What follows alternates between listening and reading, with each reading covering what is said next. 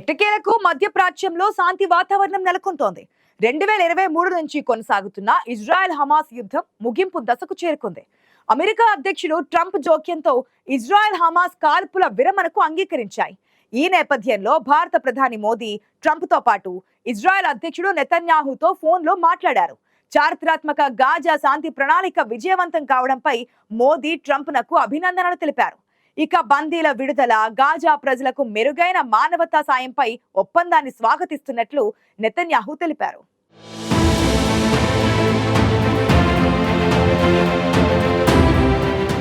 2023 అక్టోబర్లో మొదలైన Israel Hamas యుద్ధంలో మొదటి దశ శాంతి ప్రణాళిక అమలవుతోంది. అమెరికా అధ్యక్షుడు ట్రంప్ తీసుకువచ్చిన 20 సూత్రాల ప్రణాళికపై ఇజ్రాయెల్ హమాస్ సంతకాలు చేశాయి. దీంతో బందీల విడుదలకు మార్గం సుగమమైంది. ఈ నేపథ్యంలోనే భారత ప్రధాని మోదీ శాంతి ఒప్పందం అమలు కావడంపై ట్రంప్నకు ఫోన్ చేసి అభినందనలు తెలిపారు. ఈ మేరకు సోషల్ మీడియాలో ట్రంప్ పోస్ట్ చేశారు. తొలుత ట్రంప్తో ఫోన్లో సంభాషించినట్లు ప్రధాని మోదీ తెలిపారు. చారిత్రాత్మక గాజా శాంతి ప్రణాళిక విజయవంతం కావడానికి కృషి చేసినందుకు ట్రంప్కు అభినందనలు తెలిపినట్టు పేర్కొన్నారు. ఈ సందర్భంగా వాణిజ్య చర్చల్లో సాధించిన పురోగతిపై కూడా సమీక్షించామని వెల్లడించారు. రానున్న రోజుల్లో సన్నిహిత సంబంధాలు కొనసాగించేందుకు పరస్పరం అంగీకరించినట్టు పేర్కొన్నారు. ఆ తర్వాత నెతన్యాహుతో మాట్లాడి అమెరికా అధ్యక్షుడు డొనాల్డ్ ట్రంప్ గాజా శాంతి ప్రణాళిక కింద సాధించిన పురోగతికి అభినందనలు తెలిపినట్లు మోదీ తెలిపారు. ప్రపంచంలో ఎక్కడైనా ఏ రూపంలో లేదా వ్యక్తీకరణలో ఉగ్రవాదం ఆమోదయోగ్యం కాదని తాను పునరుద్ఘాటించానని మోదీ తెలిపారు. బందీల విడుదల, గాజా ప్రజలకు మెరుగైన మానవతా సహాయంపై ఒప్పందాన్ని స్వాగతిస్తున్నామని చెప్పినట్టు వెల్లడించారు.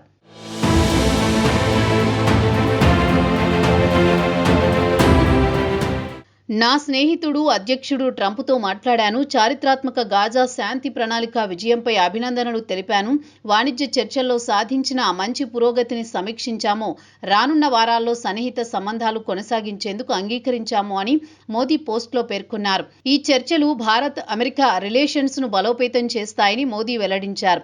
ట్రంప్ ప్రణాళిక విజయంపై మోదీ మద్దతు తెలపడం భారత్ మధ్యప్రాచ్యంలో శాంతి కోసం చూపిస్తున్న చొరవను మరోసారి వెల్లడైందని విశ్లేషకులు చెబుతున్నారు. ఇక ట్రంప్తో మాట్లాడిన తర్వాత మోదీ నెతన్యాహుకు కూడా ఫోన్ చేశారు. అయితే ఈ క్రమంలో కీలక పరిణామం చోటు చేసుకుంది. తన స్నేహితుడు మోదీతో మాట్లాడేందుకు కీలక సమావేశాన్ని కూడా నెతన్యాహు తాత్కాలికంగా ఆపేసుకున్నారు. ఇజ్రాయెల్ ప్రధాని కార్యాలయం ఈ విషయాన్ని స్వయంగా ఓ ప్రకటనలో వెల్లడించింది. హమాస్తో ఒప్పందానికి సంబంధించి చర్చించేందుకు ఇజ్రాయెల్ భద్రతా కేబినెట్ భేటీ అయ్యింది. ఇందులో నెతన్యాహుతో సహా పలు కీలక అధికారులు పాల్గొన్నారు. ఈ క్రమంలోనే భారత ప్రధాని మోదీ నుంచి ఫోన్ వచ్చింది. దీంతో నెతన్యాహు వెంటనే సమావేశాన్ని తాత్కాలికంగా ఆపి మరీ మోదీతో మాట్లాడారు.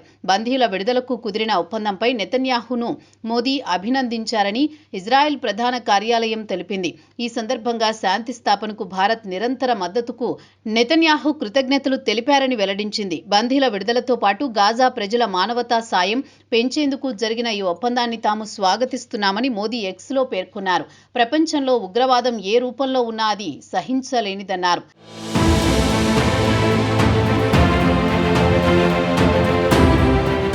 అంతకుముందు గాజాలో యుద్ధం ముగించేందుకు ఇజ్రాయెల్, హమాస్ అంగీకరించాయని అమెరికా అధ్యక్షుడు ట్రంప్ తొలుత వెల్లడించారు.